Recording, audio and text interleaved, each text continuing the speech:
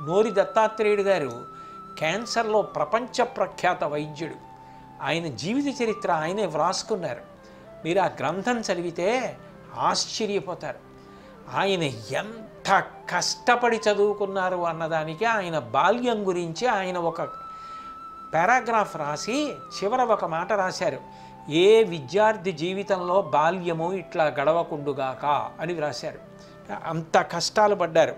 ఎందుకనంటే మచిలీపట్నంలో ఆయన చదువుకునే రోజుల్లో వంట చేసుకోవడానికి కావలసిన పుల్లల మోపులు సైకిల్ మీద కట్టుకుని తొక్కుకొచ్చేవారు. రంపపు పొట్టు బస్తాలు మోసుకొచ్చారు. బొగ్గుల బస్తాలతో మోసుకొచ్చారు.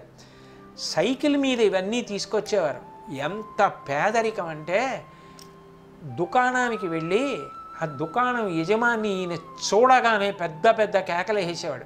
మళ్ళీ అరువు కోసం వచ్చావా అని.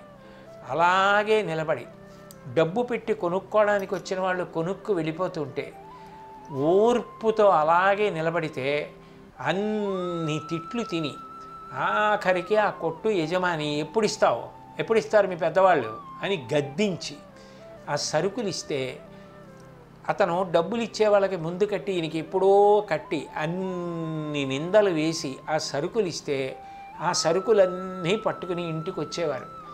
ఎన్ని కష్టాలు పడి ఆయన వృద్ధిలోకి వచ్చారో, ఎంత సమున్నత స్థాయికి వెళ్ళారో, ఎంత ప్రపంచ ప్రఖ్యాత వైద్యుడయ్యారో, పద్మశ్రీ అవార్డు గ్రహీత అయ్యారో చదివితే ఇది కదా ఓర్పు అంటే, ఇది కదా పట్టుదలంటే, ఇది కదా మనిషి వృద్ధిలోకి రావడానికి ఉండవలసిన లక్షణం అనిపిస్తుంది.